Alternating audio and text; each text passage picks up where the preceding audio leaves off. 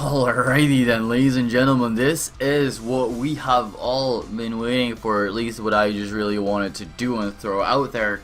PICA content, ladies and gentlemen. So, this is the team builder for week 1. Fortunately, this is about, this is about 6 weeks ago now, I think. But I still remember I just still kept all of the movesets I've had, and I still remember, and Brian hasn't made any team changes, so the team that is on the right side is completely accurate. He hasn't made any changes.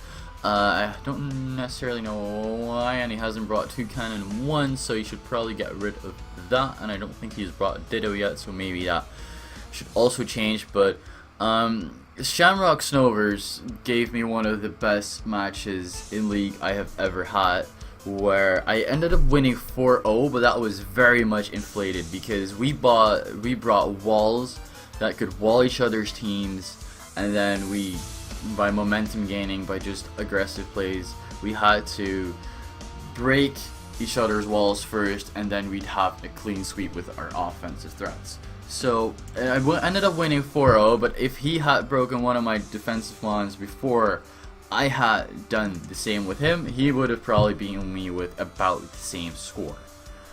So his team is Mega Charizard X, Toxapex, Porygon Z, which is the scariest thing ever, because it gets access to Z conversion, and then it can also potentially switch up typings, stuff like that.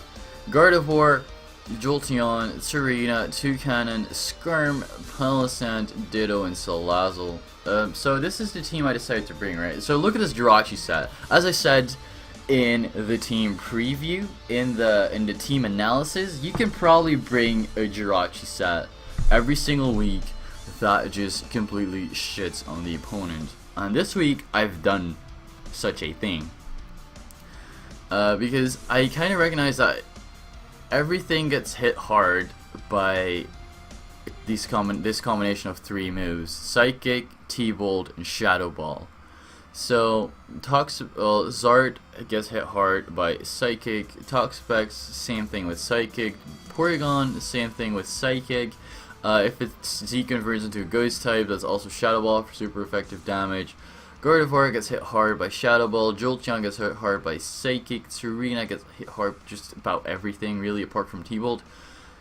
Toucannon, T-Bolt, Skirm, T-Bolt, Palisand, Shadow Ball, Ditto, if he converts into Jirachi, then that would be Shadow Ball, and then Salazzle gets OHKO'd by a Psychic. So basically this set hits his entire team. The reason why I'm running this specific set is to just outspeed the next fastest thing, which was Porygon Z, which hits base 90. So this is just to outspeed base 90, so I could just set up a substitute in his face, or just get a hit off before he would set up. So stuff like that is exactly why I brought this specific Jirachi set, and hopefully it will do really well. Next off, we have Porygon 2. Porygon 2 is there to take a hit from Zard X. That's the only thing it does. I really want this thing to get a special attack download, but Zard X is the most threatening thing to my team. I do have Jellicent, but I mean Jellicent doesn't necessarily stop that, especially if it's like a Roost DD set. He just sets up at my face and I can't really do much about it. So how I decided to go about Charizard X is to try and T-Wave it, try attack, recover, try attack, just try and get Paras on it, just try and eventually maybe kill it with Donphan, maybe kill it with Jirachi, depending on how low it is. And then Shadow Ball is just good coverage for the rest of his team, because that allows me to hit the Gardevoir a bit harder, that allows me to hit Skarm for neutral damage, that allows me to hit Palisand. So all in all, this Jirachi set, this Porygon 2 set is probably the best set for his team, and it's my basically emergency break for if Charizard X gets out of hand. So I don't plan on throwing it in front of too much other things. Next off, we have Reuniclus.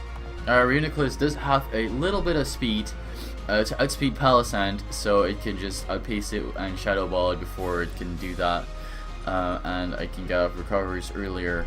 Set up Calm Mind so I can beat it one-on-one very easily as well. So that's exactly what this Reuniclus is supposed to do.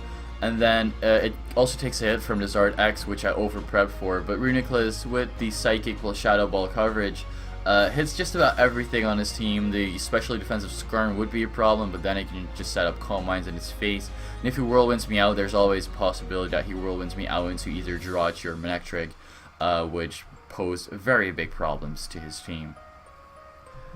Then we have Mega Manectric. Mega Manectric is painfully obvious, I think, but because it outspeeds his entire team with 330, well, with 216 it outspeeds Jolteon, so I had to run Timid this week, unfortunately, but this allows me to outspeed Jolteon. Well, that does get access to the Volt Absorb, and I do think that Jolteon is probably the most potent threat on my team, on his team. Looking at what I've already covered, so you can see the next two mons already, the Tangrowth and Donphan. Those are basically also to cover Jolteon. Those are basically also there to cover Palisand and potentially Salazzle with the Donphan. And Donphan is also there to just get rocks, but we'll get there very soon.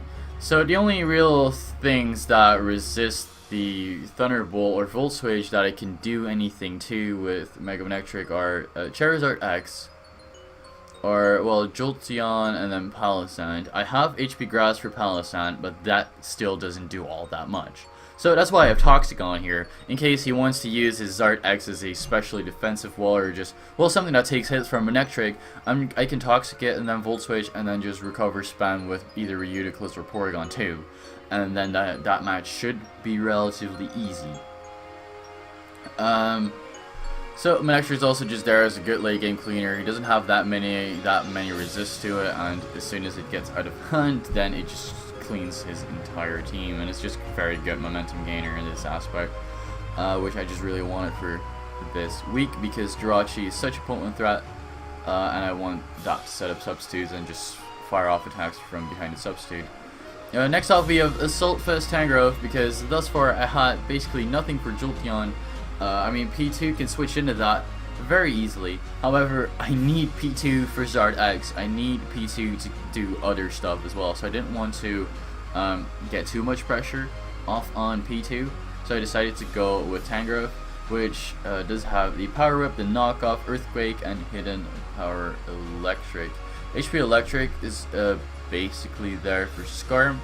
It was there to hit something else as well. It could be Toxapex. But otherwise I would have just gone with HP Fire, but there was some reason I went with HP Electric over HP Fire, but currently I'm not seeing it. I had a very good reason for it, I just don't recall it.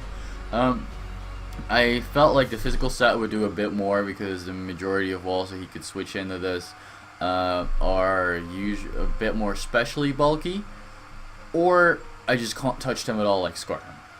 And then I just have a very safe switch into my Jirachi anyway. So every single time he goes into Skarm, I just go into Jirachi, set up a sub, or just start firing off T-Bolts or Psychics to whatever at that moment I please. So Skarm basically grants me kills at this point with the Jirachi. So that's what I'm about to say. So I wanted the electric immunity. I wanted something to get rid of hazards as well as something that could get up hazards because, well, Zard is such a problem, and his only way, he has two ways of getting rid of hazards, which are Tsarida and Skarm, and I want him to force to defog with Skarm, so once again I can set up a sub Jirachi and just be a nuisance to his team. And the other thing is Tsarina, which, you know, I'm not that scared of Tsarina. I do have a Tangrowth, I have a Ridiculous, I'm not that fussed about Tsarina. And then this is another thing where if he is forced into Flare Blitzing something, I can just throw in Donphan. He gets a shit ton of recoil and then also additional Rocky Helmet damage. So Earthquake Stone Edge is probably there just to hit Skarm a bit harder. No idea why I actually brought that. Maybe to actually hit the 2 cannon probably because I had nothing thus far for 2 cannon, but I didn't expect 2 cannon. But I usually try and cover for everything. And then I really just wanted rocks on this thing. So that's going to be the team for this week, and tomorrow I will be uploading the actual league battle. So I'll catch you guys tomorrow. Bye bye.